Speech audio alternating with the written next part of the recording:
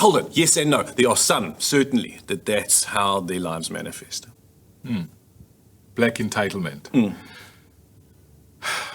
Don't catch me with a hard question like that. Do you believe it? I've just thrown out like the most horrible statement in history said against black people in honesty, and you say, well, do you believe it? And my answer has to be there's aspects of it. Yes, absolutely, I believe it. Well, you believe that blacks are entitled. There's nothing wrong with that. There's nothing. You see, truth is truth. Truth is truth. Whoever says it.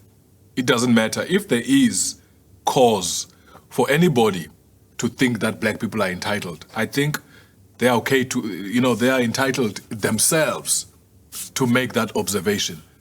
So there is a measure of entitlement that should be afforded to anyone, really.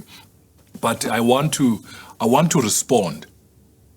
As a black man who has lived his entire life being black, I was not white before.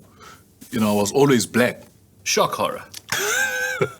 So there is an element, even now in our society, and that is really the irresponsibility of black people. It's like somebody is coming to our rescue, or it's like somebody must come to our rescue.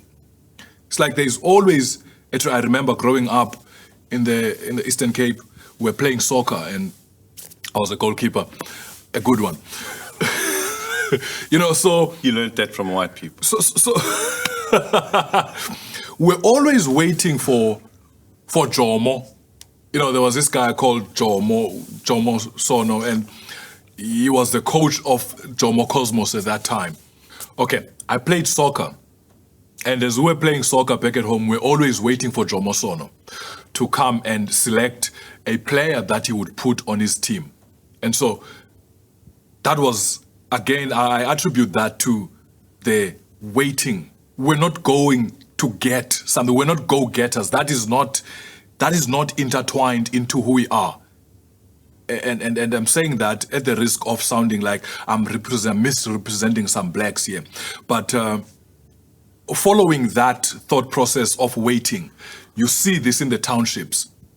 That is why it's so easy to go to SASSA. That is why it's so easy to go to SASSA and line up and wait for, or rather apply for some sort of a grant.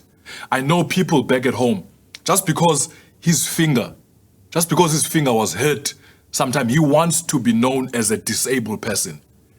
He can do so much. I know your finger is messed up in a way, but... I've just made a whole lot of Xhosa people proud. That finger, for a Xhosa person, they would go and apply for a SASSA grant. Because the government must take care of me because my finger is hit. And then he can do other things, but he feels he's entitled to that. So a little bit of something that can be a proof that somebody should look after me. That is a reality. My name is Dean Haystack, and I'm just a guy who gives a damn. And this is Aphiwe, the other side of the story. You got it. The other side of the story.